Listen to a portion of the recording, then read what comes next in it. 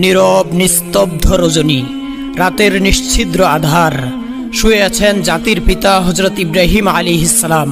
এমন সময় তিনি স্বপ্নে দেখলেন কে যেন তাকে বলছে, হে ইব্রাহিম, তুমি কুরবানি করো।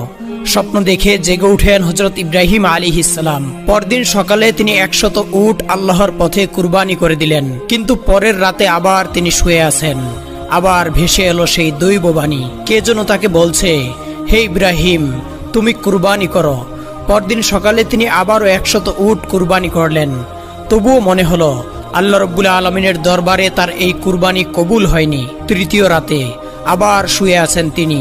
আবার সেই দৈববাণী, কে যেন তাকে বলছেন, হে ইব্রাহিম, তুমি তোমার সবচাইতে প্রিয় বস্তুকে কুরবানি করো। পরদিন সকালে হযরত ইব্রাহিম আলাইহিস সালাম গভীর ভাবনায় ডুবে গেলেন। তিনি ভাবলেন, আমি 2 দিনে 200 উট কুরবানি করলাম, তবুও আল্লাহ রাব্বুল আলামিনকে আবার কুরবানি কবুল করলেন না। তাহলে আল্লাহ রাব্বুল আলামিন আমার কাছ থেকে কি চাচ্ছেন?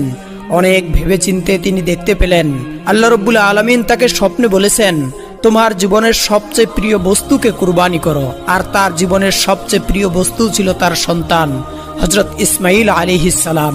হযরত ইব্রাহিম আলাইহিস সালামের বয়স যখন 86 বছর, তখন তার ঘরে জন্ম নেন হযরত ইসমাইল আলাইহিস সালাম। এই সন্তান ছিল তার বংশধরের একমাত্র মাধ্যম, তার হৃদয়ের মহব্বত। কিন্তু আল্লাহ রাব্বুল আলামিন যখন তাকে এই প্রিয় সন্তান কুরবানির নির্দেশ দিলেন, তিনি দৃঢ় সংকল্প করলেন এবং বললেন, যদি আল্লাহর ইচ্ছা হয় যে আমি ইসমাইলকে কুরবানি করি, তবে আমি পিছপা হব না।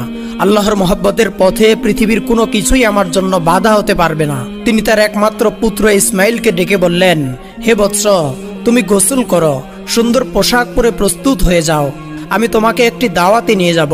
হযরত ইসমাইল আলাইহিস সালাম ছোটবেলা থেকেই পিতার সান্নিধ্য থেকে বঞ্চিত ছিলেন। পিতার সঙ্গে দাওয়াতে যাওয়ার কথা শুনে তার মন আনন্দে নেচে উঠল।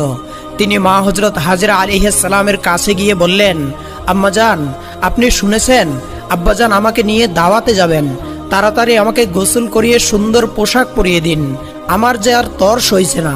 হযরত হাজরা আলাইহিস সালাম জিজ্ঞাসা করলেন, সত্যিই কি তিনি তোমাকে নিয়ে দাওয়াতে যাবেন? ইসমাইল আলাইহিস সালাম বললেন, আপনি আব্বাজানকে জিজ্ঞাসা করে দেখুন না। হযরত হাজরা আলাইহিস সালাম যখন হযরত ইব্রাহিম আলাইহিস সালামকে জিজ্ঞাসা করলেন, আমার প্রাণের স্বামী, শুনলাম আপনি নাকি ইসমাইলকে নিয়ে দাওয়াতে যাবেন। তিনি বললেন, হ্যাঁ, তুমি ঠিকই শুনেছ, ইসমাইলকে গোসল করিয়ে সুন্দর পোশাক পরিয়ে দাও, আমি তাকে নিয়ে দাওয়াতে যাব। প্রিয় দর্শক, এখানে অনেকেই ভাবতে পারেন হযরত ইব্রাহিম আলাইহিস সালাম নবী হয়েও মিথ্যা কথা বলেছেন, কিন্তু গভীরভাবে চিন্তা করে দেখলে দেখা যায় তিনি মিথ্যা বলেননি। তিনি তো ইসমাইলকে আল্লাহর দাওয়াতেই নিয়ে যাচ্ছিলেন। হযরত হাজরা আলাইহিস